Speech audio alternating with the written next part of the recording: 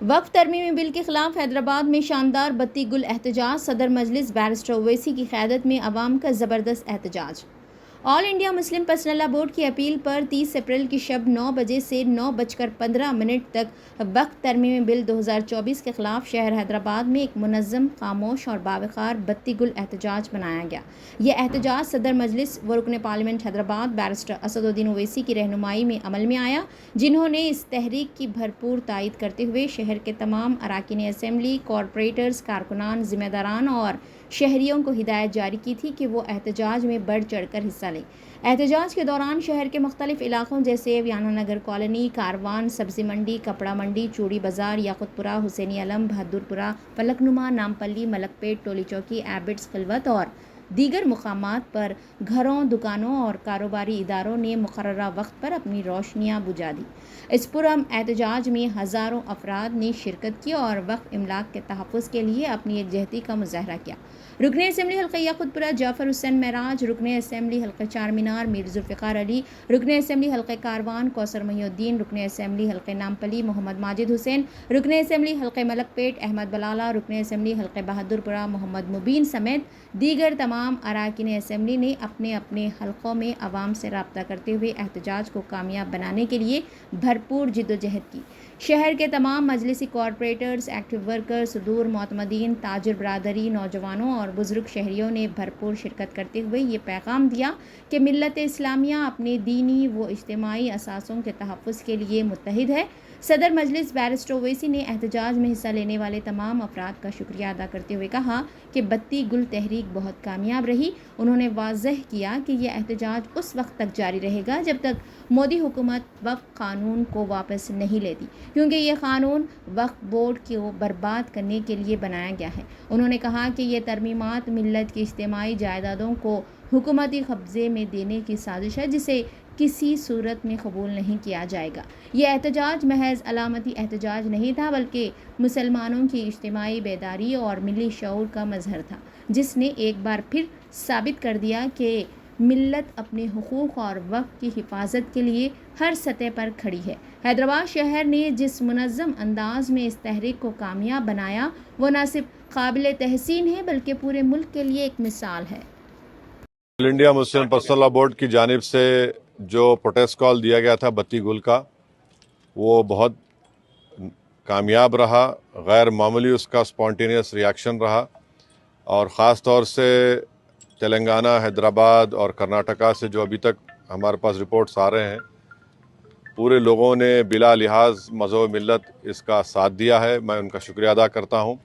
और इस प्रोटेस्ट करने का एक ही मकसद है कि हम नरेंद्र मोदी गवर्नमेंट को ये पैगाम देना चाहते हैं, ये मैसेज देना चाहते हैं कि आपने जो वक्फ अमेंडमेंट एक्ट 2025 बनाया है, वो वक्फ बोर्ड के मफाद में नहीं है। वो वक्फ बोर्ड को बर्बाद करता है, वक्फ की प्रॉपर्टीज़ को ख़त्म करता है और ना उससे कोई रेवेन्यू में इजाफा होने वाला है।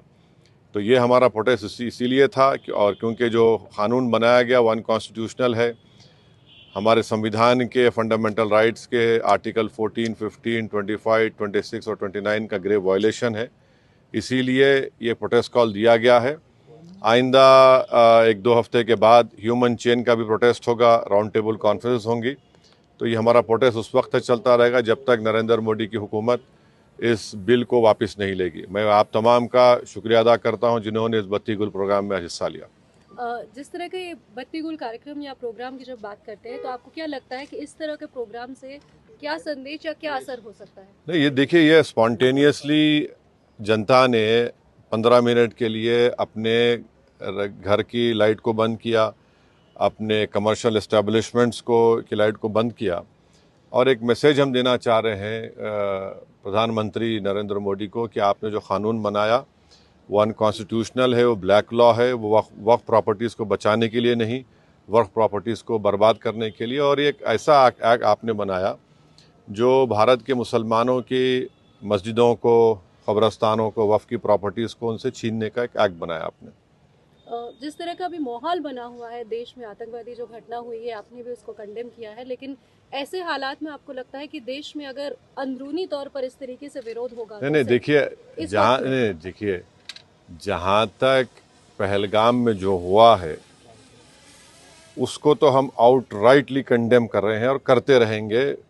और हमने उस टेररिस्ट एक्ट को ज़िम्मेदार पाकिस्तान की इस्टेब्लिशमेंट, पाकिस्तान की सरकार को खड़ाया है और उन्हीं की पूरी सरपरस्ती में, उन्हीं की तायीद, उन्हीं के सपोर्ट और फाइनेंशियल सपोर्ट से, मिलिट्री ट्रेनिंग से वो आतंकवादी पाकिस्तान से बॉर्डर क्रॉस करके पहलगाम तक आए और वहाँ पर उन्होंने 26 टूरिस्ट को जान ली। और सबसे अफसोसनाक और सबसे तकलीफ़देह बात यह है कि उन्होंने उनकी फैमिलीज़ के सामने ख़वातीन को, महिलाओं को, बच्चों को अलग किया और मर्द लोगों के एक जगह खड़ा करके उनका रिलीजन पूछकर, जो हिंदू थे, उनको गोली मारी। तो वो तो कंडेमनेबल है, उस पर कोई डिस्कशन होने की ज़रूरत भी नहीं है। जहाँ तक हमारा ये प्रोटेस्ट है इस क़ानून के ख़िलाफ़, वो तो एक ऑनगोइंग प्रोटेस्ट था। और आपको मालूम होगा कि all India Muslim personal law board ने उस टेररिस्ट एक्ट को कंडेम किया और क़रीब 3 दिन तक हमने अपने प्रोटेस्ट को रोक के रखा। तो ये पहले से तयशुदा प्रोग्राम है। जहाँ तक देश की अखंडता, देश की इंटीग्रिटी की बात आएगी, उसमें तो कोई कॉम्प्रोमाइज़ नहीं हो सकता। सर, आज की सबसे बड़ी खबर caste census, national caste census, इस पर आपका क्या कहना है? आपने धन्यवाद भी दिया है। एक तरफ क्रेडिट लेने की बात हो रही है, एक तरफ बीजेपी कह रही है कि तो मैं आपसे रिक्वेस्ट करूँ, कल सुबह बात करेंगे ना, अपन आराम से बात करेंगे। ठीक है सर, आपका रोड मैप क्या रहेगा आगे के लिए? अब जो all India Muslim personal law board का प्रोग्राम है कि नेक्स्ट मंथ मई में ऐसे ही एक टाइम पर दिन में एक ह्यूमन चेन बनाई जाएगी इस वफ़्त अमेंडमेंट एक्ट के ख़िलाफ़, और फिर राउंड टेबल कॉन्फ्रेंसेस भी होंगी। तो बकरीद से पहले 6 जून तक ये प्रोटेस्ट प्रोग्राम चलेगा। बाद का program all India Muslim personal law board तय करेगी। कांग्रेस अपनी तरफ से जो है आंदोलन कर रही है, प्रोटेस्ट कर रही है, तो क्या MIM क्या की क्या तरफ से क्या भी आंदोलन कर रही है? जैसे वो इंदिरा पार्क में भी एक प्रोटेस्ट करना चाह रहे थे और उसके किस अलावा बारे में? जो इसी को लेकर, तो अब हर एक कर सकता क्या है। MIM भी ऐसा कुछ प्लान कर रही नहीं है? नहीं, हाँ नहीं, देखिए, हमारा जो प्रोटेस्ट प्रोग्राम है, हम all India Muslim personal law board के ही उनके इंस्ट्रक्शंस पर, उनके साथ हम प्रोग्राम कर रहे हैं। जेएसी जॉइंट एक्शन कमेटी और नहीं, हर कोई प्रोटेस्ट कर सकता है, इसमें क्या, उसमें कोई दो राय नहीं। मगर हमारी पार्टी ने फैसला किया कि हम under the umbrella of all India Muslim personal law board ये प्रोटेस्ट प्रोग्राम करेंगे।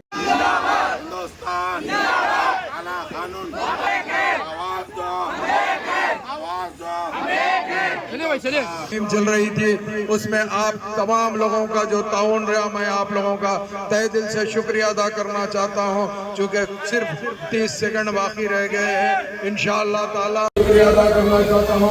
अल्लाह सुब्हानहू व तआला ने बेशक ये जो वक्त चल रही थी, उसमें आप तमाम लोगों का जो ताउन रहा, मैं आप लोगों का तहे दिल से शुक्रिया अदा करना चाहता हूं। चूँकि सिर्फ 30 सेकंड बाकी रह गए हैं, इंशाअल्लाह ताला। चूँकि हैदराबाद के अंदर तमाम के तमाम लोग अपनी बत्ती बंद कर ये बता दिए कि हम वक्त तरमीनी बिल को बाइकआउट करते हैं और इसको वापस लेना बहुत ज़रूरी है। मैं फिर एक मरतबा तमाम अहलियान मोहल्ला और तमाम कारोबार वालों का शुक्रिया अदा करता हूँ। 9:15 हो गए हैं, आप तमाम अपनी बत्ती ऑन कर सकते हैं। आप लोग सब अपनी अपनी बत्ती को चालू कर लीजिए। बहुत बहुत शुक्रिया।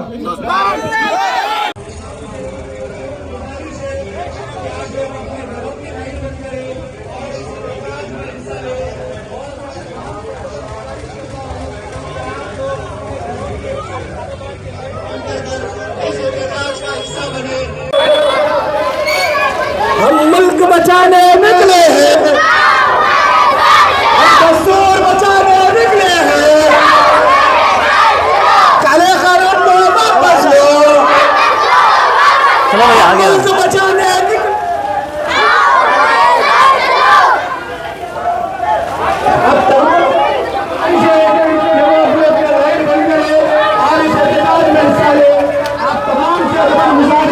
तो